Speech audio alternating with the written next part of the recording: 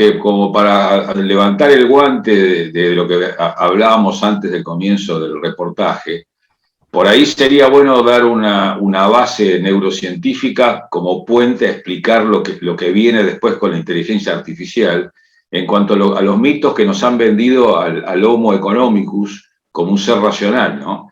Que actúa en el mercado calculando costos y optando por decisiones que aumentan la utilidad cuando sabemos, por todo lo que veníamos hablando, que esto no es así. Patios Producciones presenta El Centésimo Mono con Patricia Silva, periodista y geobióloga.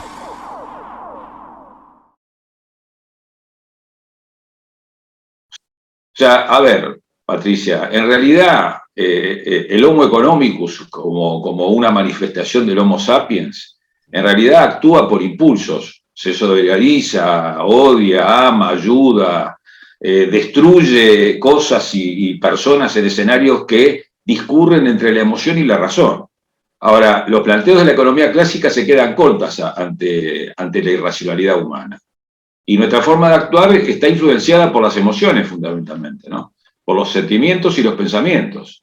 Y determinada por un software-hardware, o sea, nuestro cerebro húmedo, analógico, es un software-hardware metido todo en la misma caja, es evolutivo, varía epigenéticamente por los valores y la cultura, o sea, trae una carga propia y a la vez modifica su medio y es modificado por la cultura y cambia inclusive la manifestación genética de ese ser, es decir, que está manejado y gobernado por el cerebro. O sea, hay una teoría que no somos conscientes en el momento de decidir, y yendo un poco específico a lo que planteabas al inicio de tu presentación. Hay trabajos de un investigador que se llamaba Libet, en 1985, que había descrito un término alemán que es Bereitschaftspotential, y que decía que 500 milisegundos antes de captar la voluntad que tenemos de tomar una decisión, aparece el potencial de acción en un osciloscopio, diciendo de que antes de que nos caiga la ficha que vamos a tomar una decisión, el cerebro es como que ya la tomó. Así que no podemos entender claramente las razones que nos llevan a seleccionar los caminos, y como epílogo de esta primera presentación, te quisiera decir que el 95% de los procesos mentales se producen en la mente no consciente y residen allí los mecanismos que condicionan las decisiones, que mayormente se producen por ráfagas de intuición. O sea, estas ráfagas de intuición están asociadas a la detección de patrones y que a la vez, por supuesto, estas intuiciones van mejorando con la experiencia. Usted no puedo dejar pasar esto que me dice porque es muy fuerte. ¿Somos una antena? ¿Captamos informaciones? Somos una antena de recepción y una antena de emisión, y en realidad, digamos, no podemos realmente terminar de entender qué pasa con las decisiones humanas si no tenemos una visión sistémica. O sea, somos, como dicen algunos filósofos, seres en el mundo, y estamos interactuando con absolutamente todo. Estamos interactuando con las otras personas con la naturaleza, y por eso el cerebro impacta en la ecología y viceversa. Impacta, digamos, en cómo pensás, no solamente en cómo te enfermas. Bueno, ya está demostrado que el observador modifica lo observado, ¿no es cierto? A partir Así de es, ahí... y es un tema ya ni siquiera de psicología, es un tema de física, que seguramente lo va a explicar mejor Jorge. Bueno, usted me está llevando, doctor Mario Kamelman, al tema de la física, y ya después le vamos a dar entrada a Jorge para que también se explaye sobre este tema, pero me la dejó picando y no la puedo dejar pasar. Si somos como una antena, si la información está, si todo es materia y todo es energía, si estamos en un mundo dual, si creemos tener un pensamiento y en realidad está demostrado médicamente, como usted decía hace un momento, que unos milisegundos antes tenemos ya una decisión tomada, más allá de que no seamos conscientes de ello. Tendremos que pensar, como hay un físico francés que lo menciona, que hay diferentes velocidades de tiempo-espacio en simultaneidad, y de pronto nosotros accedemos a informaciones en otras velocidades de tiempo de las cuales no somos conscientes. Totalmente. Por eso hay así como decimos que mc cuadrado es igual a h num, y digamos, si ponemos en relación la relatividad restringida con la mecánica cuántica, la materia es energía y el espacio-tiempo, digamos,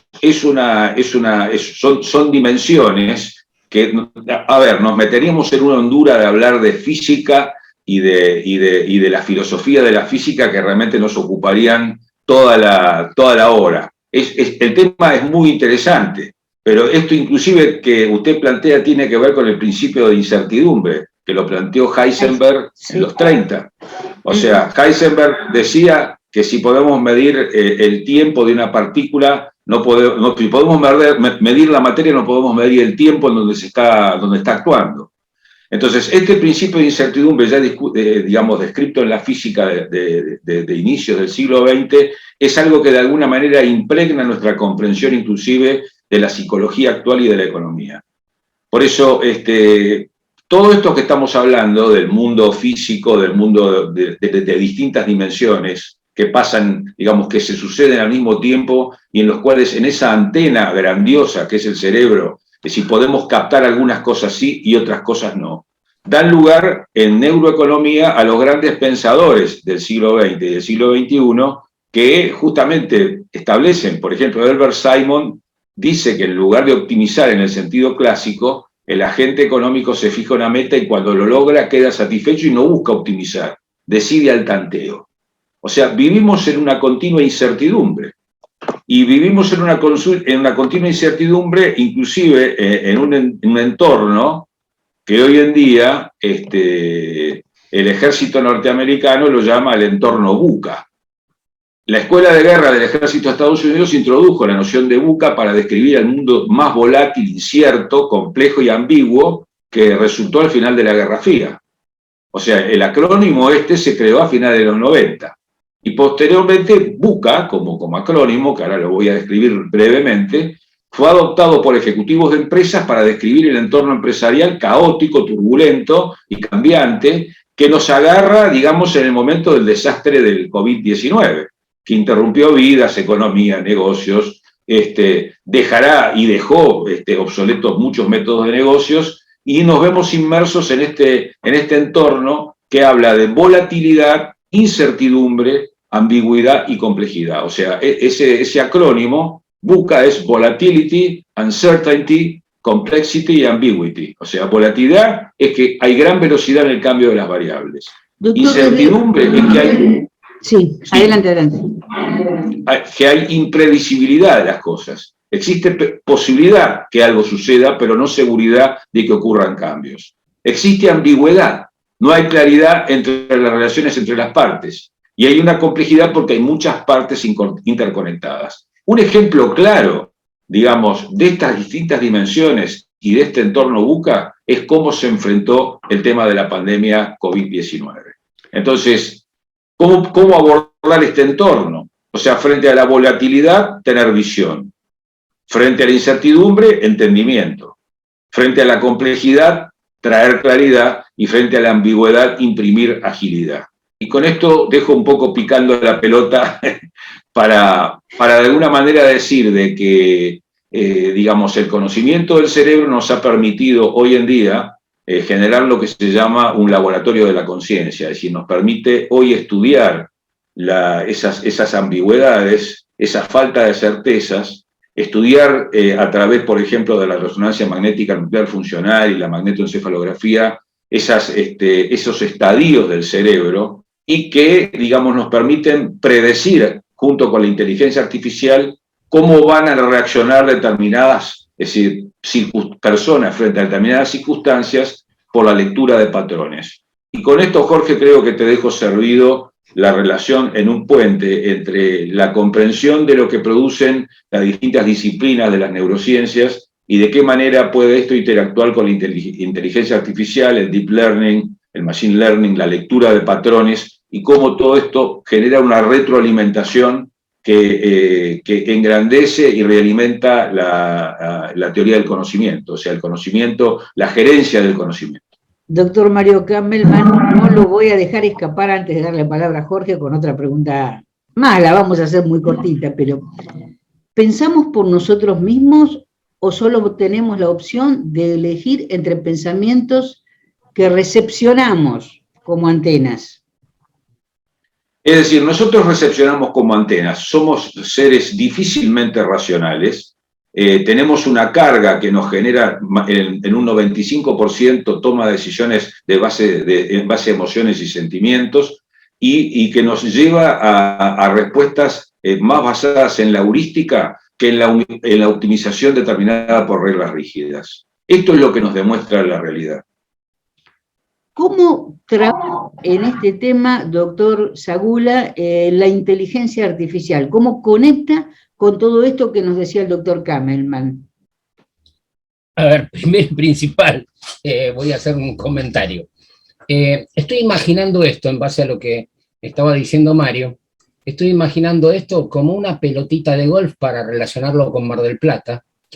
Y entonces pensemos esto, mi pelotita de golf, en lugar de tener los hoyos, está canalado digamos, de lado a lado. Por lo tanto, veo esta situación como múltiples vías de entrada para poder responder la pregunta. Pero voy a puntualizar en Herbert Simon. Herbert Simon, economista, ¿no es cierto? Por eso Mario lo plantea desde el punto de vista de la neuroeconomía. Sin embargo, Herbert Simon, junto con Allen Mull, en la década del 50, fines de los 50, no es casual, comienza a trabajar sobre lo que se da en llamar el modelo de resolución humana de problemas, a la postre conocido como el GPS, que es el General Problem Purpose Solver. Entonces, no es casual. ¿Por qué? Porque embelesado con el arte de cómo los humanos resolvían los problemas, conceptualiza un modelo que es ni más ni menos que el modelo clásico de lo que significa resolver. Usted, en particular Patricia, hizo hincapié fundamentalmente a la antena, entendiendo que su antena puede ser parabólica, por ejemplo, o su antena puede ser lineal. Pero si su antena fuera parabólica en 360, por ejemplo, usted podría identificar que su sistema sensorial, si está activo, va a captar, digamos, ¿qué cosa? Impulsos o percepciones de cualquier naturaleza. Si nosotros pensamos que eso es un mecanismo de entrada de esa información, lo que tenemos es un subsistema perceptual. Pero luego, la clave está en el segundo sistema, es decir, la segunda parte, lo que es el subsistema cognitivo, que es de lo que Mario estaba hablando. Por lo tanto, ¿qué pasa? Ese subsistema cognitivo que lo que hace es captar la información que fue alojada en un buffer de memoria, y de ese buffer de memoria ingresa a mínimamente un procesador elemental, que es la cotidianeidad. La cotidianidad, por supuesto que la cotidianeidad depende del volumen de las personas en cuanto al procesamiento de ese conocimiento que tienen. No podemos hablar que es lo mismo lo elemental para una criatura que para un adulto que es multiinvestigador, multitarget, a su vez. Entonces, eso está en continua comunicación, ¿con qué? Con la memoria de corto plazo y la memoria de largo plazo, que tienen distintas dimensiones también en una persona. ¿Y a través de quién? Del intérprete. Ese es el punto crítico. ¿Por qué? Porque el punto crítico es cómo interpretar adecuadamente sin cometer, y se lo sirvo a Mario para un rato, después, sin cometer sesgos. A ver, esa idea hace que cuando la respuesta está dada o está cerca, ¿dónde va a quedar guardada? En un buffer de memoria para ser ejecutada. Nosotros la ejecutamos como estoy haciendo yo, con el apoyo en el caso de una escena virtual, con los dedos, pero la estoy pasando por voz. La máquina la va a pasar a través de sus canales multiplexores de cualquier naturaleza que estos sean. Entonces, ¿qué pasa? Interviene ¿qué? El subsistema motor, que dependerá en nosotros de los músculos. Entonces, ¿qué pasa? Para dar una respuesta, ¿qué es lo que ocurre? que conceptualizaron Newell y Simon en 1957. En un intento de crear una máquina lógica, conceptualizaron la idea de un proceso que tiene tres partes simples: input, output y en el medio proceso. ¿La clave cuál es? Que no es tan simple porque el proceso tiene que ver con la construcción del conocimiento desde el punto de vista de la transferencia del cerebro húmedo a un cerebro seco, entre comillas, que es la máquina.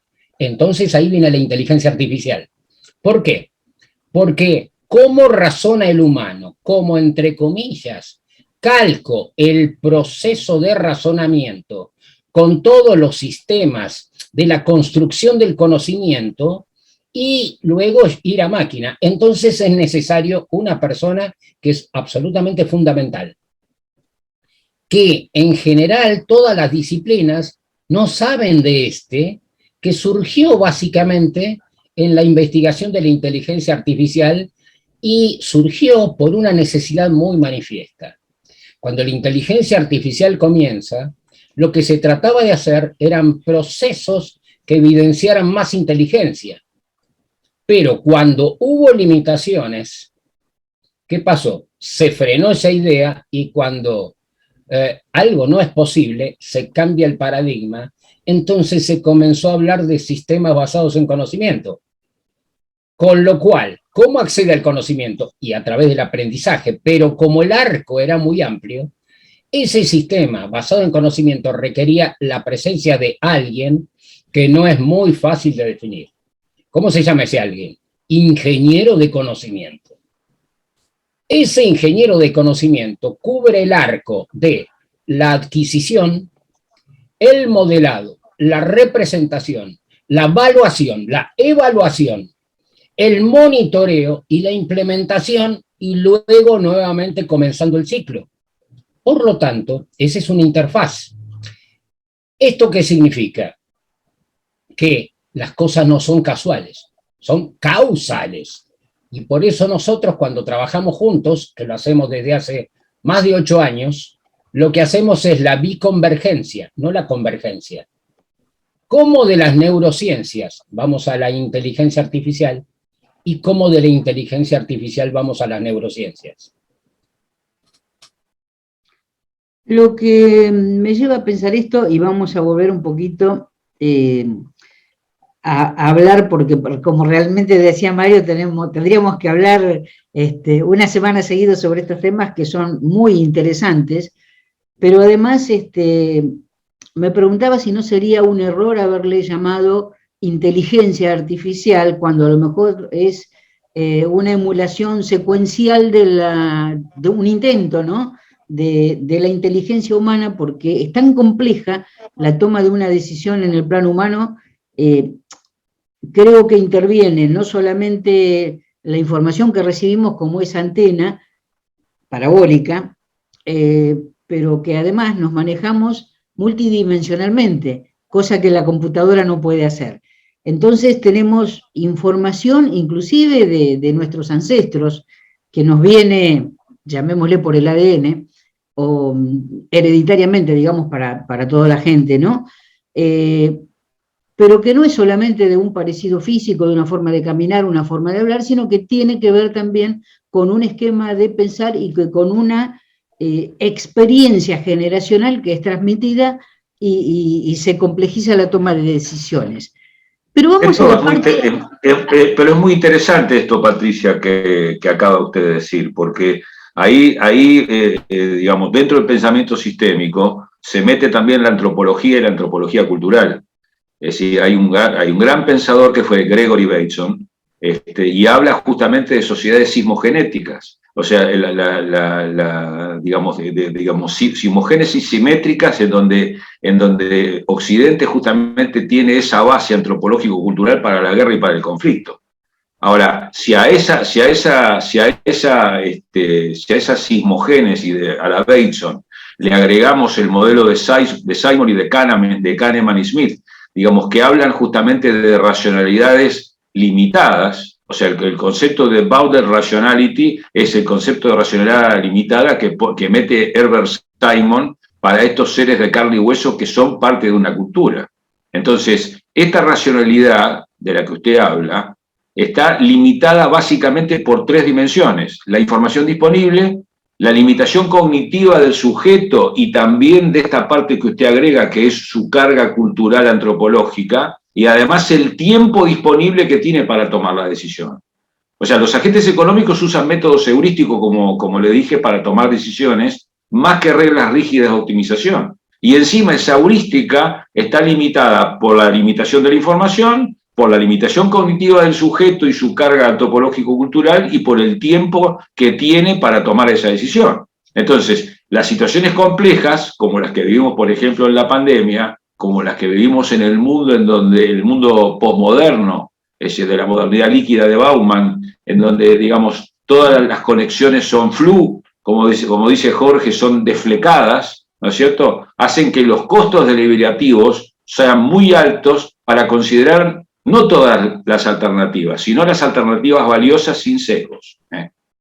Doctor Mario Kamelman, con lo que usted me dice y lo del doctor Jorge Saúla, vamos a ir desgranando los temas uno por uno, pero me menciona usted el tema de la pandemia, y uno, viendo la estadística de los casos de diferentes patologías, o sea, estadística del COVID, innegable, obviamente que ha habido una pandemia, por supuesto que tendríamos que ajustarnos a ver cuál es ahora y cuál era antes la definición de una pandemia, según la Organización Mundial de la Salud, pero dejando aún de lado esto y viendo estadísticas de los casos anuales, por ejemplo de Argentina, que es lo que uno puede manejar con mayores certezas, los números de neumonías estacionales, bronquiolitis estacionales y los casos de COVID.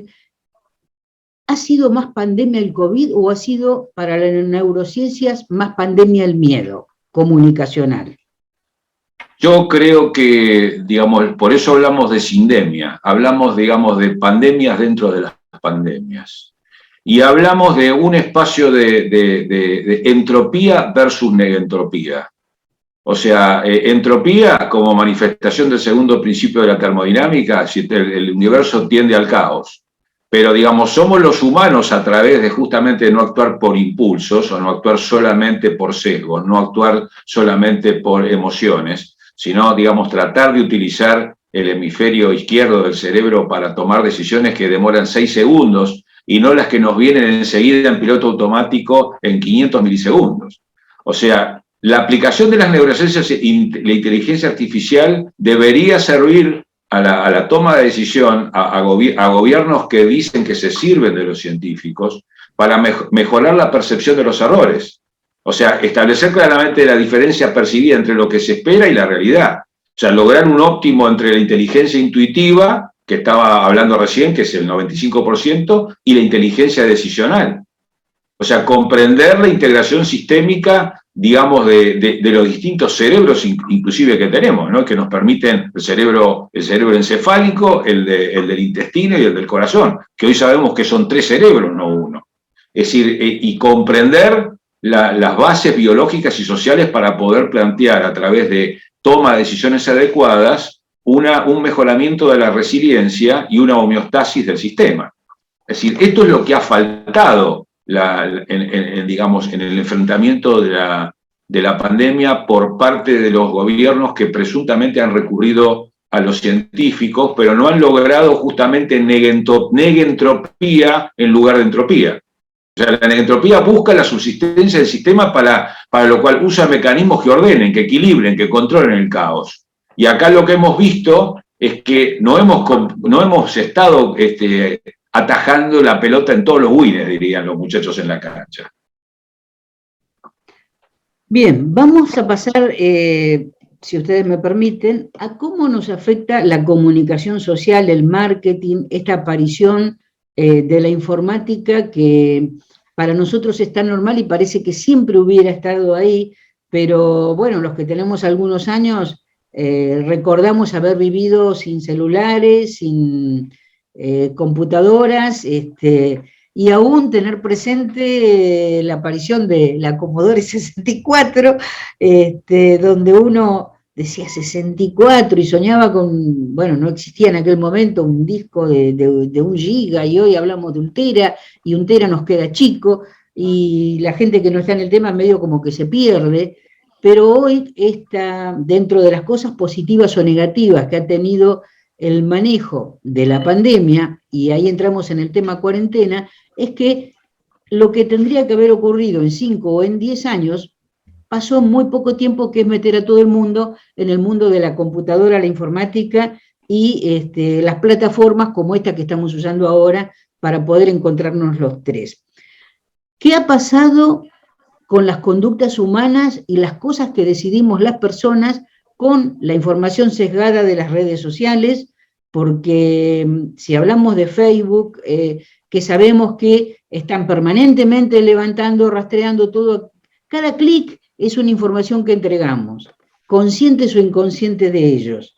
Entonces, si cliqueo, no sé, pasaje a Barcelona, me persigue por tantos días esa información por lo que el programador haya determinado cuando puso el aviso.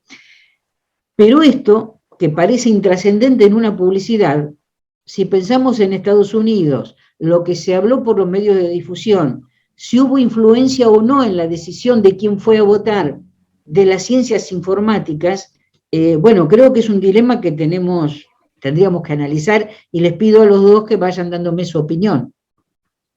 Mire, hay un caso emblemático sobre esto que usted dice, que es el escándalo de Facebook y la empresa Cambridge Analytica.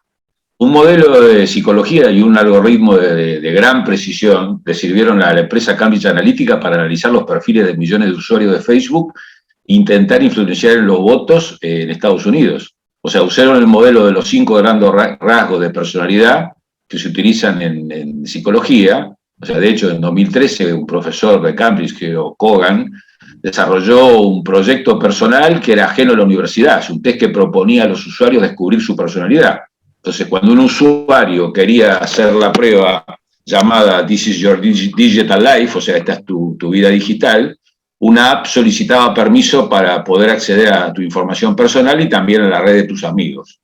Y entonces unas 270.000 personas, creo, accedieron al test desarrollado por Kogan, y que sumado a la red de amigos llegaron a levantar 87 millones de perfiles de Facebook en 2 o 3 meses. Kogan le vendió los datos de la red social a Cambridge Analytica y le permitió a la empresa conocer a qué tipo de mensaje iba a ser susceptible cada usuario para tratar de influir en su forma de pensar. Con este ejercicio se influyó en la elección de Donald Trump, ¿no? O sea, no sé si usted se acuerda, como en su momento hubo un escándalo y prácticamente creo que Facebook perdió el 7% de las acciones, algo así como 40.000 millones de dólares, y después salieron diciendo no, que no significa que se haya vulnerado la seguridad de la plataforma, porque los usuarios cedieron la información voluntariamente, no hubo infiltración, no hubo robo de contraseña, información sensible, y ahí quedó. Disculpe que lo interrumpa, doctor, pero acá hay un tema fundamental que es la asimetría del conocimiento. Es decir, totalmente. Creo que esto ocurre exactamente frente al derecho argentino, por lo menos, cuando se encuentran dos personas o dos empresas, ¿no es cierto?, en una asimetría muy profunda, donde la autoridad de uno puede anular la capacidad de análisis del otro. En este caso, somos conscientes, yo por lo menos, que la mayoría de los usuarios, cuando juega en un test que ni siquiera es científicamente un test, lo que está haciendo es entregando un perfil de personalidad que va a ser comercializado después. Y acá les pregunto a Jorge, ¿cómo es la visión de usted como matemático, como informático de este tema, doctor? A ver, yo se lo digo desde ese punto de vista cuando estoy en contra, desde mi postura, de lo que es una red social. ¿En cuanto a qué? Hay una propiedad matemática que se llama propiedad transitiva. Entonces, ¿qué dice la propiedad transitiva? Es casi la misma propiedad por la cual hemos vivido durante la pandemia. Es decir, podríamos decir, si el virus va de A a B, B puede ser el vehículo nuevamente para que vaya de B a C. Con lo cual, cuando en una red social, básicamente, yo tengo un nodo que es una persona que se comunica con sus propios contactos, cada uno de esos contactos se comunica con otros, yo estoy heredando explícitamente o implícitamente los contactos del anterior. Entonces, el ejemplo es el siguiente. No hagas a los demás lo que no te gusta que te hagan a ti. Entonces, ¿qué es lo que pasa? Desde el punto de vista del aprendizaje, una persona aprende en base al ejemplo, pero también al contraejemplo. Desde el punto de vista de una red está heredando lo que tenían los otros, entonces acá hay un problema. La propia libertad que se exige para que la información deambule sin problemas es la propia situación que le genera los inconvenientes después. ¿Por qué? Porque hay que ser inteligente para filtrar la información. Cuando yo doy clase, sobre todo con mis alumnos a los cuales les dirijo sus tesis, les digo, mucho cuidado con el acceso a Internet libre para tomarlo como fuente de referencia bibliográfica. ¿Por qué? Porque no todo lo que está disponible es apto. Entonces, ¿cómo alguien filtra la información? Tiene que tener una cadena de hechos y una evolución científica, al punto tal que, ¿qué es lo que valida en general a un proyecto de investigación? Lo validan dos campos muy grandes, la lógica y la estadística, a través de todas sus ramas, porque la estadística es la más, entre comillas, conocida, pero no es la válida. ¿Por qué? Porque todo depende del tamaño de la muestra. Entonces, si hoy por hoy, y en el contexto pandemia, tomamos una muestra de 10 casos y vemos lo que ocurre, no es lo mismo que tomar una muestra de 1000 casos. Entonces, yo siempre insisto sobre esta base por lo siguiente. Imaginemos lo siguiente. Si, por ejemplo, a alguien le pregunto, ¿cuál es la propensión a tal patología? Y me dice, 1/10. Resulta ser que yo no sé la formación de esta persona, ni tampoco la data de la exhibición de su profesión dentro de la temática. No es lo mismo 1/10 de una persona que se recibió hace 6 meses que 1/10 de una persona que se recibió hace 30 años. ¿Por qué? El 1/10 nominalmente es lo mismo, pero no describe el mismo conocimiento. Por lo tanto, ¿qué implica esto? Hay que saber de lo que se habla, porque si no, es mal de mucho consuelo de tontos. Entonces, precisamente en el escenario de lo que nos afecta, por ejemplo, el efecto de una vacuna, lo que da la confiabilidad es el paso del tiempo.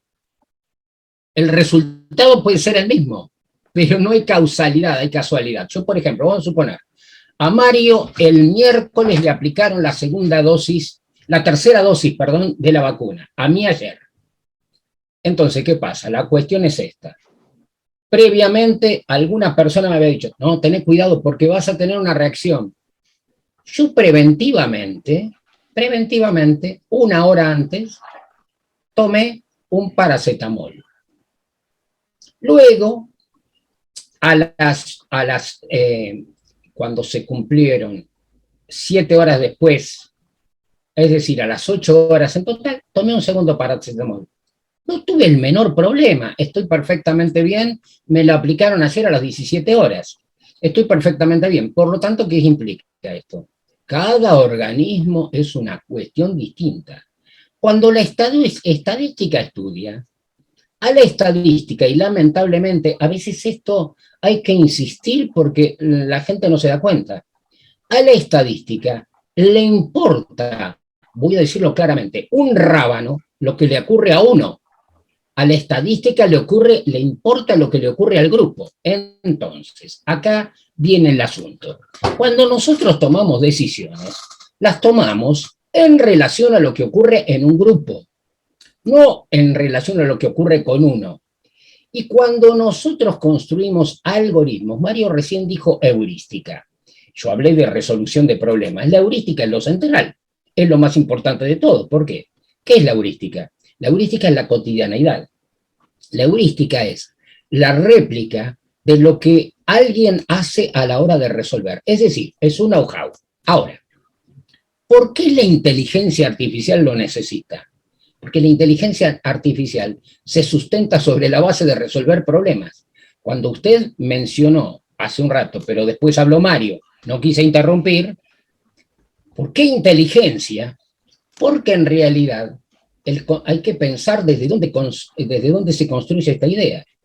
Esta idea se construyó hace 70 años sobre el computer machinery de Alan Turing. Hay que ubicarse en el paso del tiempo, pero en ese momento.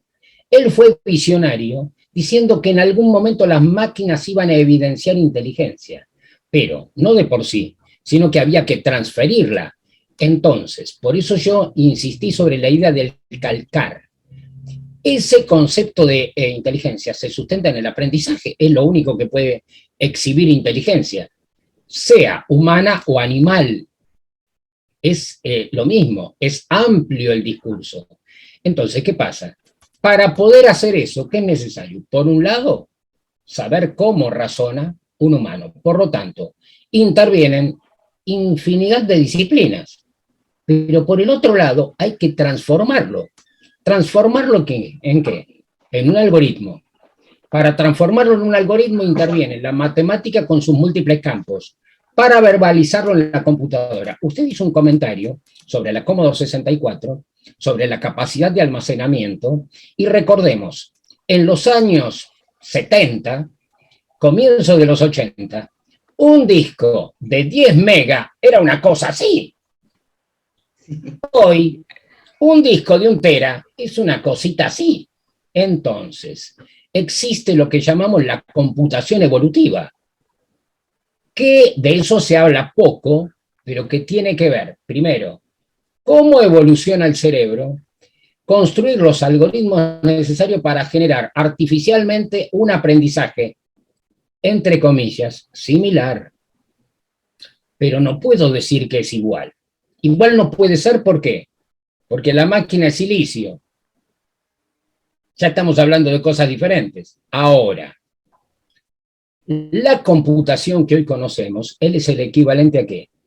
A cuando alguien pregunta, ¿qué es la matemática? Y bueno, la matemática, para poder definirla simple, es una convención sintáctico-semántica de símbolos y operaciones. Claro, acá viene la cuestión. ¿Existe una sola matemática? No, hay varias matemáticas. Todo depende. ¿Y todo depende de qué? Todo depende del momento, de la conceptualización y de lo que quiera probar. Cuando la matemática nació de una forma y luego fue construyéndose en base a lo que se llama matemática clásica. Pero a fines del siglo XIX surge la matemática moderna, de la mano del grupo Bourbaki, Nicolás Bourbaki, fines del siglo XIX.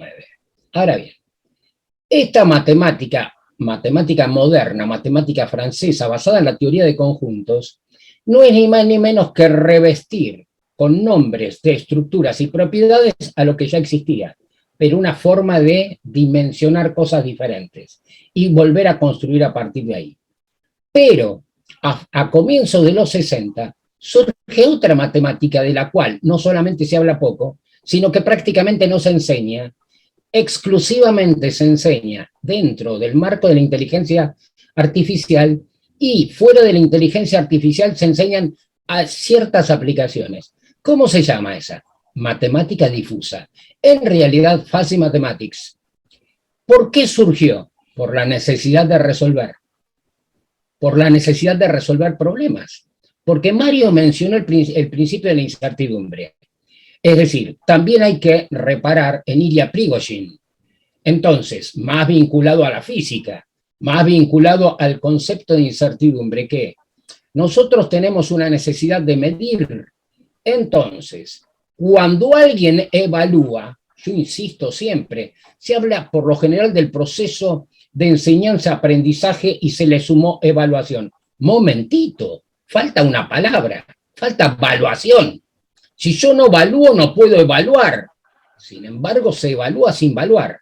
Entonces, ahí viene el principal inconveniente. Por ejemplo, si yo sintetizara en estos momentos, yo tengo una imagen acá montada dentro de mi cámara y dentro de mi máquina que nos muestra a nosotros tres.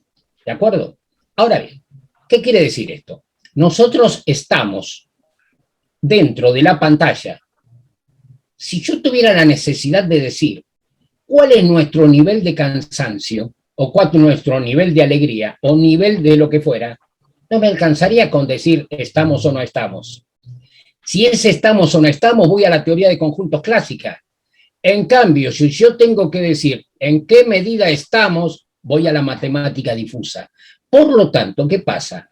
Amplío la base para poder resolver los problemas en forma parecida a cómo lo resuelve nuestro cerebro con la desventaja en máquina, que son varios procesos separados. En nosotros es el mismo, que Mario ahora va a explicar desde el punto de vista de la toma de decisión en términos de lo que es el neuromarketing que usted dejó planteado hace un rato. Antes de que el doctor Kamelman vayamos al centro del neuromarketing, yo tengo un matemático especialista en informática aquí y un médico especialista en neurociencias.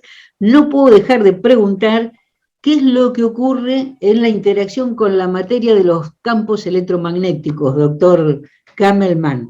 ¿Qué es lo que nos pasa cuando nosotros fuimos creados, diseñados, adaptados para la naturaleza, pisar el pasto descalzos, recibir la lluvia, tocar los árboles, y estamos encerrados en cemento, con calzado que nos aísla, que no nos permite el cable a tierra, la descarga, a veces en edificios donde estamos a muchos metros del suelo y caminamos sobre el asfalto. ¿Qué es lo que pasa con nosotros? Sí. A ver, evidentemente hay distintos aportes de distintos trabajos que dicen que todas esas ondas electromagnéticas, como parte de lo que yo hablaba al principio de la epigenética, nos afectan. Afectan el disparo, a lo mejor, de genes que disparan enfermedades, que disparan tumores, que aumentan un estado inflamatorio general que repercute, digamos, en las enfermedades vasculares, que repercute en la predisposición a disparar un cáncer o no. Así que, bueno, por otra parte hay una teoría de McFadden que habla ya inclusive del cerebro como una gran central electromagnética y su propio campo. Se acabó esto de pensar en el aura como pensamiento de Buda o de los pensadores orientales. Ya hay teorías científicas que hablan de que todo nuestro ser y nuestro cerebro son un campo electromagnético que a la vez influye y es influido. Pero no hay ninguna duda por lo que... Si me perdona, tengo popularmente una definición y digo que somos un bichito electromagnético. ¿Por qué? Porque ¿cómo? Si no fuéramos así, no haríamos electrocardiogramas o no haríamos resonancias magnéticas. No, está claro. Que la célula tiene su realidad, y coincido plenamente, obviamente, con esta central electromagnética que tenemos, que no es la única, ¿no es cierto? Tenemos, bueno, y hay una coordinación entre todas nuestras células para formar, bueno, órganos, sistemas y lo que fuese, y así funcionamos. Pero ¿qué es lo que ocurre cuando de pronto nosotros, ese campo electromagnético que tiene nuestro propio cerebro, le generamos una interferencia y hasta dónde él puede protegerse y autobloquearse de eso, o hasta dónde es penetrado por otros campos, naturales o artificiales? Estamos continuamente, digamos, en una lucha por la preservación de la homeostasis. Homeostasis es un término que estableció el fisiólogo médico Cannon, que son todos aquellos mecanismos, digamos, internos para mantener el equilibrio, o sea, para mantenernos vivos. Todas las llamadas noxas, todos ondas electromagnéticas, bacterias, virus, ambiente cultural, todo eso influye y determina, digamos, un desafío continuo de adaptación de nuestro aparato psicoinmuno neuroendocrino. ¿Hay algún estudio? ¿Hay algún estudio, doctor, que pueda relacionar esta gran alteración de campos electromagnéticos de los últimos años con la aparición de este virus? Bueno, esto no tengo conocimiento específicamente sobre ese tema, pero sí digo que además la irrupción digamos, de estas pandemias tienen también que ver, siempre y cuando saquemos la hipótesis conspirativa de que esto es un bicho de laboratorio, es decir, cuando acaece una cosa como esta, es parte también de una adaptación de la naturaleza a distintas agresiones. No nos olvidemos, Patricia, el concepto de huella ecológica. Estamos aguantando 3 veces más la cantidad de metano que podemos aguantar. O sea, precisamos prácticamente 3 planetas para poder satisfacer las necesidades del mundo del consumo del hemisferio norte. Entonces, evidentemente estamos pagando un precio a nivel ecológico y a nivel humano, a nivel, digamos, como individuos y como estadística, como bien dice Jorge, o sea, como poblaciones, estamos pagando un precio grande por nuestro estilo de vida, por el precio que estamos pagando por, digamos, disfrutar de un presunto bienestar, y no estamos viendo lo que se llama en inglés el collateral damage, o sea, el daño colateral que estamos sufriendo a nivel psíquico y biológico como consecuencia de nuestro estilo de vivir. El neuromarketing, doctor, ¿cómo podemos manejarnos frente a eso o cómo está diseñado para llevarnos a nosotros a una conducta X? El tema es un tema muy interesante. El neuromarketing es parte también de la neuroguerra y del manejo de la llamada guerra simétrica, de la guerra híbrida. Esto también daría como para una charla completa de varios días de semanas. Digamos, el cerebro de la recompensa, que es el cerebro, el rinencéfalo, el cerebro medio, es el cerebro mamífero, que ha sido cubierto en el caso del Homo sapiens por la corteza cerebral que desarrolla el lenguaje y los símbolos.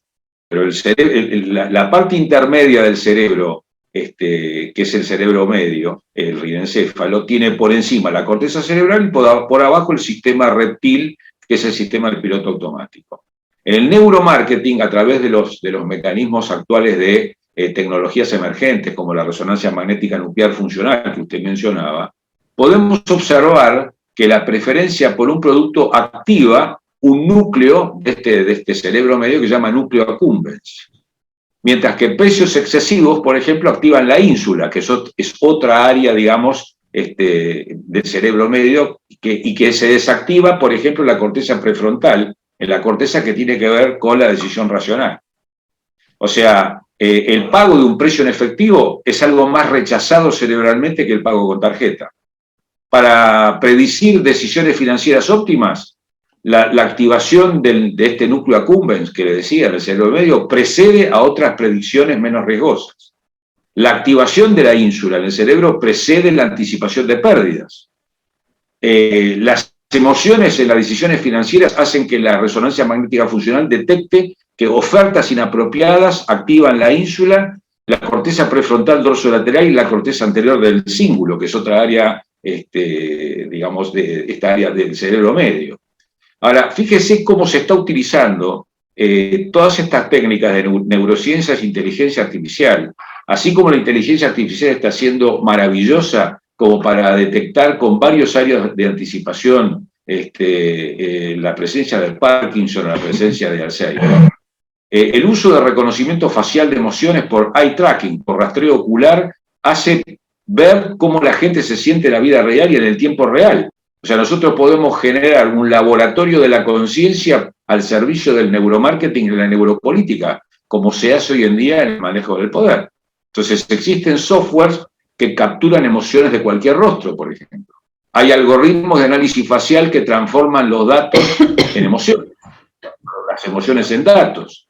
Gracias a esta tecnología se miden las emociones universales, o sea, la tristeza, la felicidad, la sorpresa, el asco, el miedo, la ira, y las llamadas emociones secundarias y los estados de ánimo. Con lo cual, digamos, en la neuropolítica y el neuromarketing se puede predecir con más precisión el comportamiento del consumidor, y en el caso de la neuropolítica del votante. Por eso le hice mención a esta intersección matemática entre neuromarketing y neuropolítica de lo que fue el escándalo de esta empresa con Facebook en la elección de Donald Trump. También fue utilizado todos estos mecanismos del neuromarketing y la neuropolítica para manipular la elección de Bush. En su momento, donde se utilizó el miedo, o sea, el miedo del atentado de las Torres Gemelas, para condicionar y para poder ir estudiando de qué manera el uso de imágenes y poner, digamos, una cosa de seguridad en la figura de Bush condicionó el resultado de una elección reñida.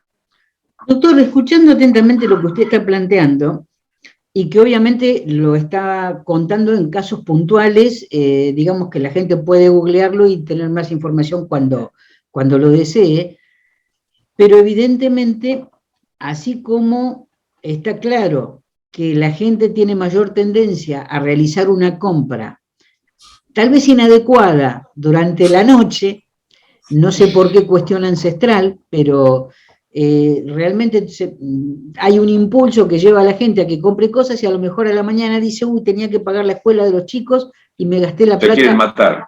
Claro. Sí, exactamente. Pero bueno, todas estas características darían para charlar largo, pero inclusive todos estos mecanismos determinan por qué se ponen determinados productos en la góndola, cuáles se ponen primero, cuáles se ponen después, cuáles se ponen al final a la salida, digamos, al lado de la máquina registradora. O sea, esto que usted señala determina, por ejemplo, el mapa de un supermercado. Sí, imagínese el gran supermercado de la gran macropolítica para determinar predisposiciones o aprobaciones de un acto de guerra. O sea, cómo fue manipulado, por ejemplo, la guerra de Irak, digamos, estableciendo claramente el imaginario popular de que había armas de destrucción masiva implícitas en el tema. Entonces, digamos, se agarra una idea, se la instala a través de, digamos, del estudio de los patrones de respuesta a través de las redes sociales, viene la retroalimentación a los centros de inteligencia, y los centros de inteligencia informan a los tomadores de decisiones en el área militar, en el área política, cuáles son, de acuerdo a lo que está pasando en esa retroalimentación de lectura de patrones, qué es lo que la gente se va a poder bancar. O sea, qué es lo que la gente está eligiendo sin querer, digamos. Ahora voy a otro tema que quería preguntarle, doctor, y es continuación de lo anterior, pero justamente sabiendo que está ocurriendo esto, sabiendo que el mundo se globalizó, pero se globalizó por la informática, ¿sí? Antes, en la época de nuestros abuelos o bisabuelos, pensar en un viaje a otro continente era un viaje de muchos meses, lento, riesgoso, en un barco, costoso, y normalmente no se volvía a tener información porque el correo era postal. Hoy el mundo con la informática se globalizó, pero se globalizó con todo. Yo digo que obviamente no se regresa para atrás y es como la aparición de la electricidad. Digamos, no dejamos de usar electricidad porque alguien metió los dedos en el enchufe y se murió, ¿sí? Aprendimos a utilizarla sabiendo cuál era el riesgo y cómo había que gestionarla. Me da la impresión que con la informática, con la aparición globalizada de información, todavía estamos en eso, que no estamos conociendo todos los riesgos, por lo tanto no estamos aprendiendo a gestionarla adecuadamente, y por supuesto que en el ejemplo mínimo anterior tiene que ver la diferencia entre que yo elija comprar o que me vendan, que son dos temas distintos. Ahora, no hay esa parada a definir de la gente, pero eso sería en el mundo individual de cada uno. En el mundo globalizado de los países, donde las fronteras ya casi no están, porque es muy difícil tener fronteras políticas donde la información trasciende y donde se puede dar un discurso de tono A dentro de un país, decir B fuera de ese país, pero la información llega, se intercala, se intercepta y choca.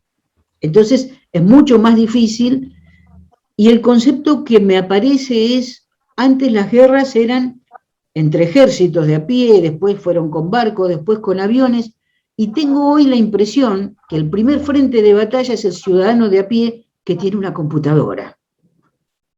Es exactamente así, pero inclusive el concepto, la aplicación, ahora ya hablando de la aplicación de las neurociencias, inteligencia artificial, área de defensa, que es un área que me interesa particularmente, hoy en día ya, digamos, vivimos un espacio que se llama de guerra asimétrica o de guerra híbrida, donde justamente no se enfrentan dos ejércitos regulares que sienten culturalmente que tienen lo mismo para perder. Si se enfrentan, por ejemplo, un ejército regular que, digamos, que tiene pena por una baja, y del otro lado está un ejército terrorista irregular, en donde por ahí, en vez de una pérdida, ser una baja, significa un acto de trascendencia. Bueno, esta cosa rara que empieza desde digamos, desde el problema que tuvieron los rusos en su propio territorio en el 2004, en el 2005, digamos, se manifiestan distintos escenarios híbridos de guerra, digamos, entre grupos formales, regulares, y grupos irregulares. Pero como bien dice usted, esto también, esta especie de guerra asimétrica se da dentro de la misma ciudadanía en el marco de la llamada modernidad líquida de Bauman.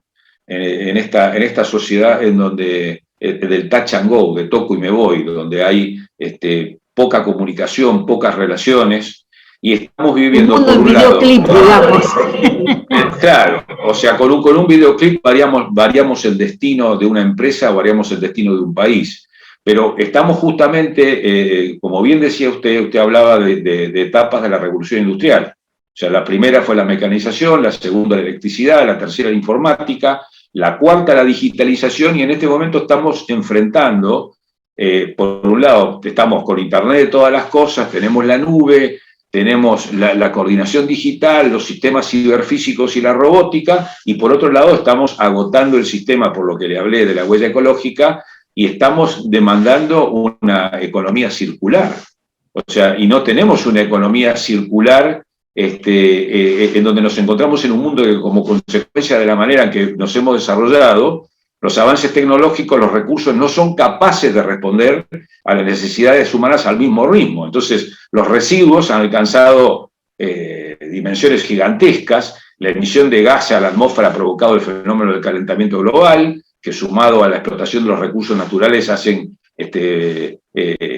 para poder satisfacer las necesidades de producción y consumo, han ocasionado una pérdida de la biodiversidad y generado un daño a los ecosistemas. O sea, y esta demanda de economía circular, a ver qué hacemos con los desechos residuales, está en veremos. Usted me habla de ecosistemas y de cómo ha afectado a los seres vivos. ¿Qué pasa con el 5G, los seres vivos, no solamente los humanos, las aves, los pájaros, distintas especies?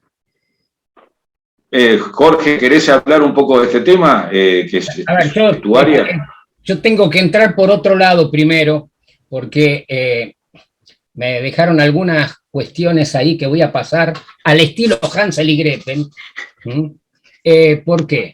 Porque usted, Patricia, mencionó qué es lo que ocurría cuando usted hacía una búsqueda y la búsqueda la perseguía después. Todas las huellas. Mario dijo huellas también, y a su vez mencionó a los supermercados.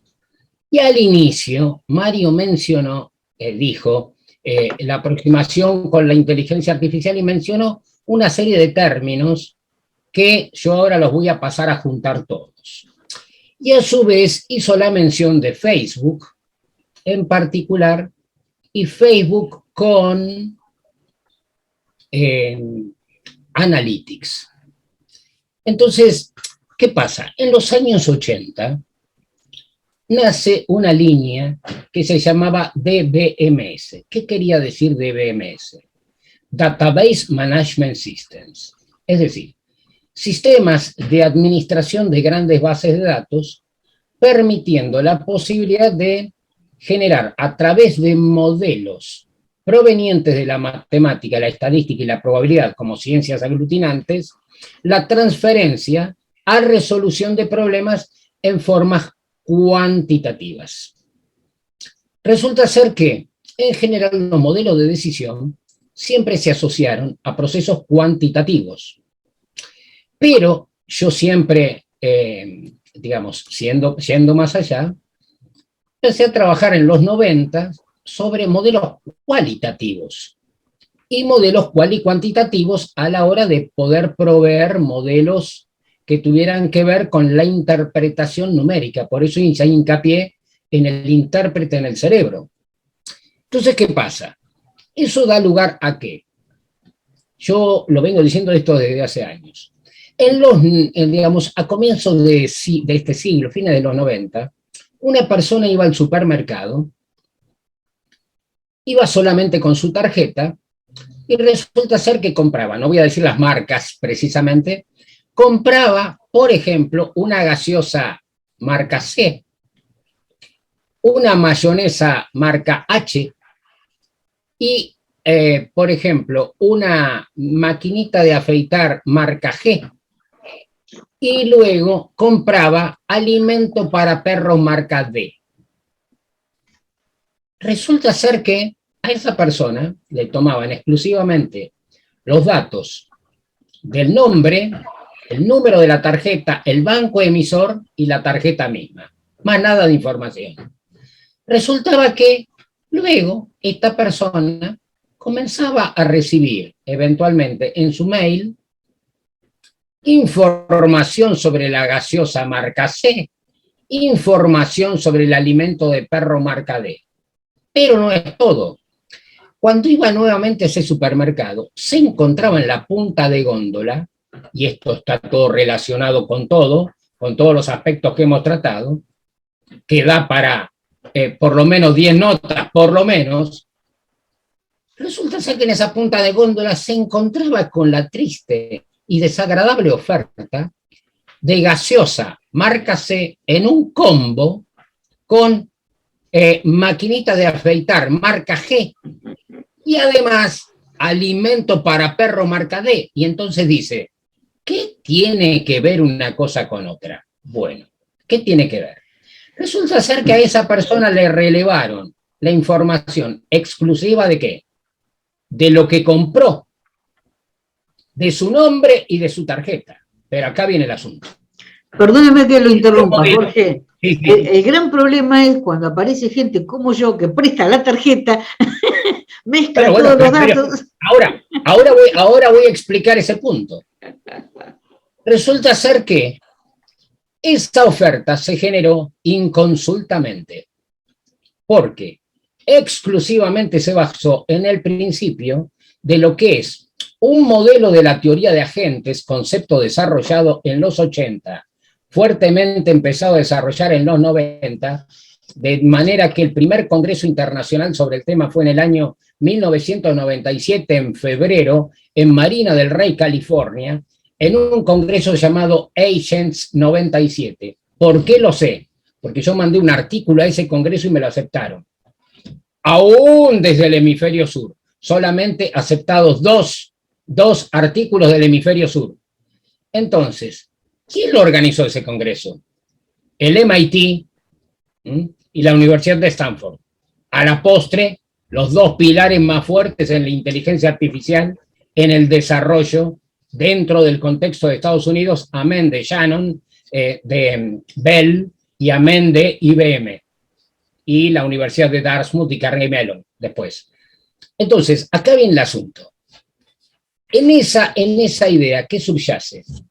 Que se basaron en las percepciones, la misma de la antena parabólica, pero a nadie le preguntaron la preferencia, a nadie le preguntaron para quién estaba destinada esa compra. Por lo tanto, la conclusión está sacada fuera de contexto. Conclusión sacada fuera de contexto, que después a usted la publicidad la persigue y dice, ¿por qué me persigue? Simplemente porque usted dejó la huella a través de su IP. Y esto que me está preguntando entonces, antes, lo que está diciendo Mario, del analytics, tiene que ver con ¿qué? Con que en la combinación de cómo trabaja el cerebro y en la necesidad de resolver más y más, surgen los modelos de lo que yo ya denomino bioinspirados. Los bioinspirados entran en dos carriles. Las redes neurales, o redes neuronales, llamadas por algunos, y los algoritmos genéticos. Entonces, se trata de imitar cómo funciona el sistema nervioso y cómo funciona la genética. De manera tal que, acá el problema nuevamente, depende del sesgo, depende del ingeniero de conocimiento que hizo esa decodificación para hacer la transferencia. Pero a su vez, esa evolución de las redes neurales empieza a construirse la idea basada en Turing y se empieza a hablar del machine learning, que hoy por hoy se puso bastante de moda por la pandemia. ¿Por qué? Porque los modelos predictivos de lo que iba a ocurrir en pandemia están basados en el machine learning, que es la forma en que trabaja el King's College de Londres, ¿no? Que fue el que dio los primeros atisbos de lo que iba a ir ocurriendo. Pero la evolución del machine learning es el deep learning. ¿Cuál es la idea del deep learning? Como su nombre lo indica, aprendizaje profundo. ¿Qué requiere? Más nivel de aprendizaje. ¿Por qué? Porque lo que va descartando es esos flecos, de los cuales hablé inicialmente y después habló Mario. Esa evolución del deep learning sigue siendo insuficiente. Entonces, hoy por hoy, desde hace unos 5 años, empezó a desarrollar la idea del deep reinforcement learning. Es decir, aprendizaje profundo pero por refuerzo, que es lo que hace nuestro cerebro, porque visualmente, auditivamente, táctilmente y sumados el olfato y el gusto. Ahora, acá viene el asunto. ¿Quién es el decodificador? ¿Quién está en el medio? Estos procesos pueden ser totalmente automáticos. Estos procesos deben ser semiautomáticos. Estos procesos deben ser no automáticos. Ahí está el kit de la cuestión. ¿Por qué? Porque sin el analytics no hay una intervención humana en algún momento, no hay posibilidad de corrección de errores. Entonces, esto conectado con la tecnología 5G, que lo que permite es, por un lado, mayor velocidad, mayor transferencia, el riesgo que se corre es que si los modelos son equívocos, las decisiones son equívocas. Y decisiones equívocas, algunas se pueden rever porque los procesos son reversibles y otras no. Entonces, el alto nivel de tecnología puede ser tan beneficioso como conspirativo. Todo depende de quién utilice esa información, qué, cómo y por qué. Mario. Sí, acá ya, digamos, y quizás como epílogo de todo lo conversado, yo diría que frente a este mundo, y si tuviéramos que plantear un futuro deseable, si tuviéramos que pensar en una ingeniería de la realidad, esta ingeniería de la realidad debería estar cruzada por la neuroética y por la ética en el uso de la inteligencia artificial. O sea, ya en el 2002 hubo un congreso en la Universidad de Stanford y en San Francisco. Se llevó a cabo una reunión que tenía como objetivo principal conocer qué implicancias éticas y sociales trae la investigación del cerebro humano y el uso de, digamos, de todas estas herramientas del laboratorio de la conciencia para modificar la toma de decisiones, o sea, de cómo influye todo este laboratorio de la conciencia en la toma de decisiones en el neuromarketing, la neuropolítica, la neuroguerra y la neuroeconomía. Así que el único calce tenemos que volver al inicio, tenemos que generar un espacio de discusión ética y de hecho los grandes líderes como Rafael Yuste, que maneja el proyecto BRAIN de Estados Unidos, está haciendo una campaña muy importante para que se utilicen estas ciencias cognitivas, o sea, neurociencias e inteligencia artificial y las tecnologías emergentes que están implicadas dentro de estas especialidades transversales. O sea, nos obliga a una mirada también transversal de conservación de la especie y generadora, como dije desde el comienzo, de una sinderesis, generadora de negentropía frente a la entropía. O sea, la ética se convertiría en una contraposición al caos, a la entropía. Coincido plenamente en que hay una cuestión de valores en el medio, de valores éticos, ¿sí? y creo que el primer avasallamiento es la introducción, porque no se ve, porque no pica, porque no duele, porque no se siente, pongámosle comillas, porque como geobióloga y especialista en diagnóstico por imágenes, tengo mucho para debatir sobre el tema, pero sería también muy largo, no es la ocasión. Pero cuando en mi casa de pronto me ponen un router y viene 5G sin que nadie me preguntó, ¿querés tener 5G en tu casa? También es una invasión que la gran mayoría de la gente no está en condiciones de detectar. Entonces, la mayor parte de la gente no está en condiciones de detectar el 95% de las cosas que acaecen. Sí, pero totalmente, totalmente. Además no tiene antenas que sean visibles como puede ser, no sé, cualquier antena de una radio, una parabólica, no se ven, o sea, es chiquitita, escondida, camuflada, como fuese. Pero independientemente de eso, quienes más saben, más responsabilidad tenemos frente a esto, y de pronto tener conocimiento de qué está pasando con este Internet de las cosas, con de que todo esté interconectado, porque más allá de que ingrese, que tenga que vivir en un campo electromagnético gigante y no pueda evitarlo, porque yo puedo apagar el wifi de mi celular, pero mi vecino no, estoy en un café y están todas las redes ahí, que si fueran de colores sería un enredo donde no podríamos ver, pero estamos en el medio de todo esto y no tenemos claro, porque Jorge mencionó al inicio el tema de las vacunas y el tiempo necesario para conocer las consecuencias finales de algo, y no lo sabemos, es decir, los de la vieja generación que nos acordamos de la talidomida, sabemos el tiempo que llevó conocer las consecuencias de eso y quitarlo del mercado, por ejemplo. Entonces, digo, hay un tiempo que sí o sí es necesario para saber, generación tras generación, si hay una mutación, no hay una mutación, a dónde vamos, no lo sabemos, y en este mundo apurado y apresurado, estamos tomando estas decisiones de, ¿por qué hablo del 5G? Porque tiene una onda más corta, un nivel de penetración diferente, porque es necesario mayor cantidad de antenas, por un montón de cuestiones, digamos que obviamente la gente no tiene por qué saber. Pero me parece que estamos privilegiando negocios sobre calidad de vida de la humanidad, egoístamente hablando de la humanidad. ¿Qué pasa con los pajaritos? ¿Qué pasa con las palomas? ¿Por qué no veo ya en mi ciudad bichitos de luz como cuando era chica? Digo, hay todo un montón de cuestiones en el medio que tendríamos que tamizarlo por lo que dice usted, Mario, por esos valores, y nosotros generamos cuestiones que después no sabemos quién las va a administrar y cómo.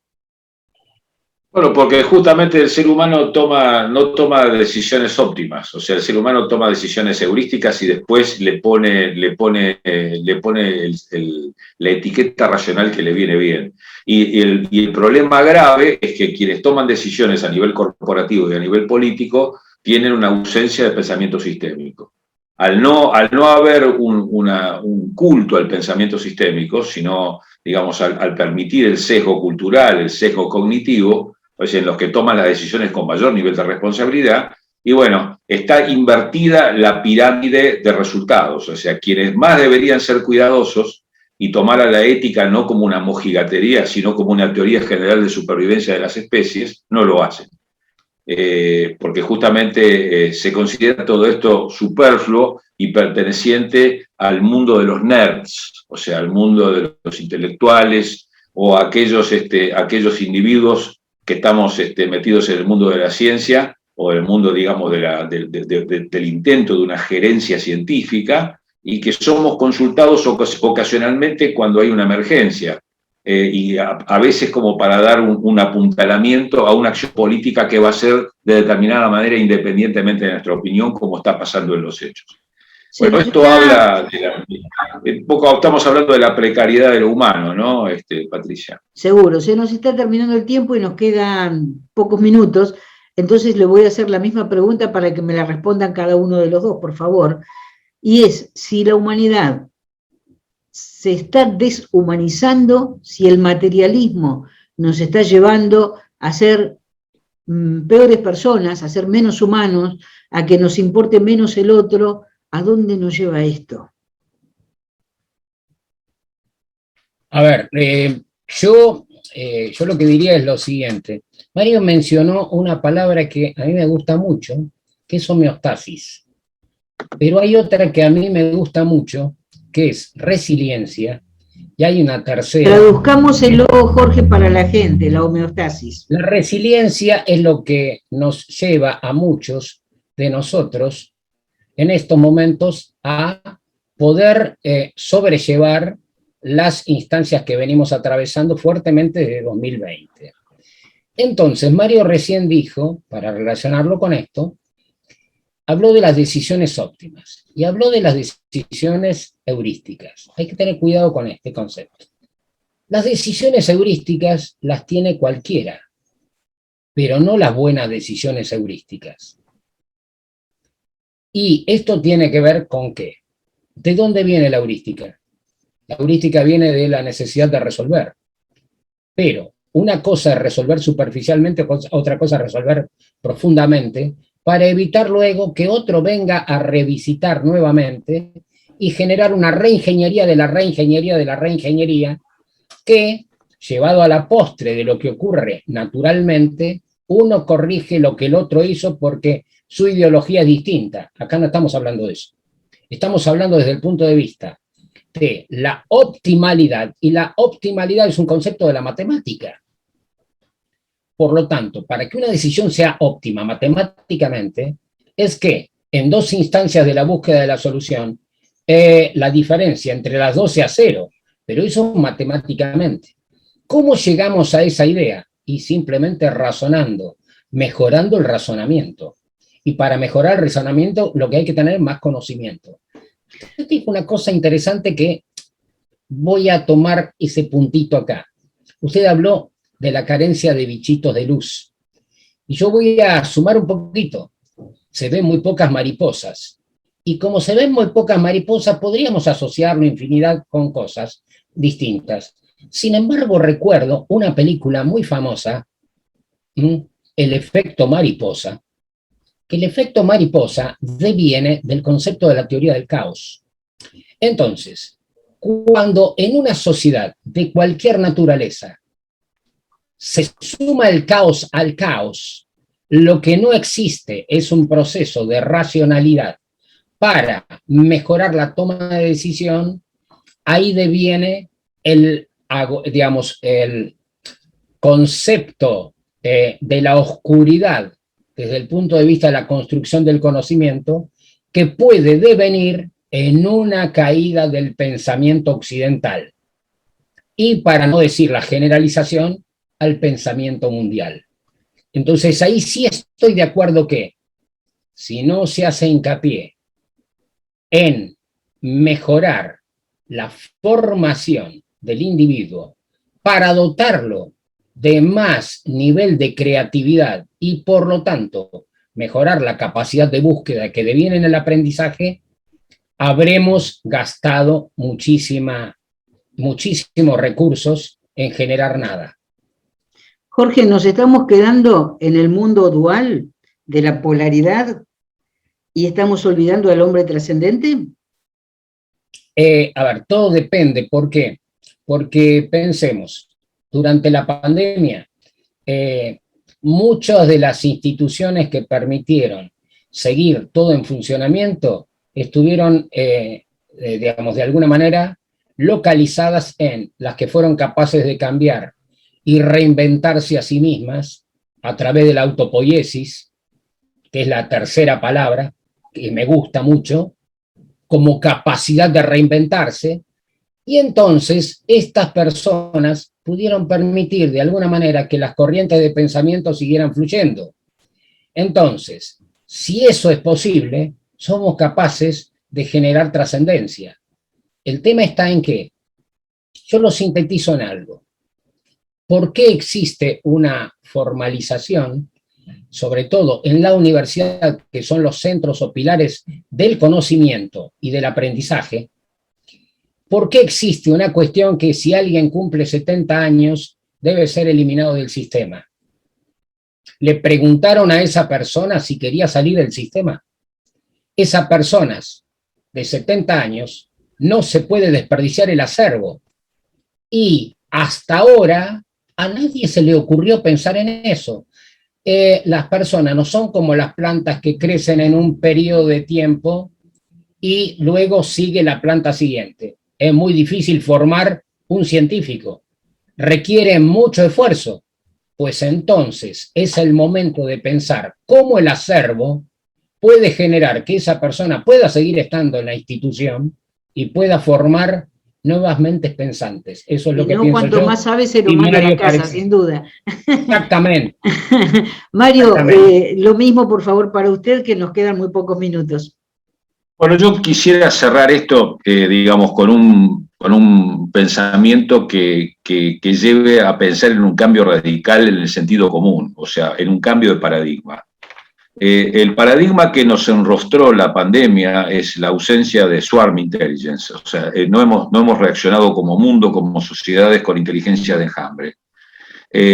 Digamos, entonces, yo que además trato digamos, de aplicar lo poco que conozco a nivel de neurociencias, aplicarlo a la gestión, a la gerencia, que es mi área principal de actividad como medio de vida. Yo diría que tanto al Estado como a la corporación como a la universidad se le está planteando, a raíz de esta enseñanza de la pandemia y la falta de inteligencia de enjambre, un cambio de paradigmas en la estructura. Pensar de pirámides centralizadas, cerradas, a la descentralización en redes abiertas, en lo que es a producto, de transformar materias primas a usar materia gris para procesar el conocimiento, como decía Jorge, en lo operativo de rutinas óptimas, estandarizadas, que sabemos que son tan difíciles de optar por el cerebro, a atender a la mejora continua, el cambio como rutina. En lo que es el personal, no pensar en el salario como un costo a minimizar, sino inversión en capital humano. Y ahí voy a lo último que dijo Jorge, de por qué sacar a los viejos sabios si tienen, digamos, resiliencia y tienen reserva cognitiva para aportar toda su experiencia y su conocimiento. En cuanto a los proveedores, ya sean del Estado, de la corporación o de la universidad, o sea, del trato a distancia, a la cooperación innovativa y las alianzas. En cuanto al estratégico, de la planificación central rígida a esta altura del partido, a tener estrategias flexibles y adaptables y que utilicen la inteligencia de enjambre para atacar, por ejemplo, cines negros como lo que nos acaecieron. En cuanto a los mercados, de la estandarización internacional a una segmentación múltiple global. Y finalmente, y gran preocupación en el ambiente, del descuido total de la cuestión ambiental a su uso como guía para la innovación. Es decir, que los procesos en el marco de una neuroética y de una ética de las ciencias cognitivas y las tecnologías emergentes, pensemos en todas estas cosas que usted señaló, Patricia, que me parecen muy importantes, no solamente en el costo-beneficio de la decisión de la incorporación tecnológica, sino pensar también en los daños colaterales y los precios que estamos pagando como planeta y como especie en nuestra toma diaria de decisiones. Eso es todo. Muchísimas gracias a los dos. Ha sido el doctor Mario Kamelman, médico, neurocientífico, y el licenciado, doctor también, Jorge Zagula, matemático informático. Gracias a los dos. Para recibir gratis nuestros boletines digitales, suscríbete en www.geobiologiamardelplata.com.ar. Escribinos a geobiología.mdp@gmail.com. Esto fue El Centésimo Mono. Con Patricia Silva, periodista y geobióloga.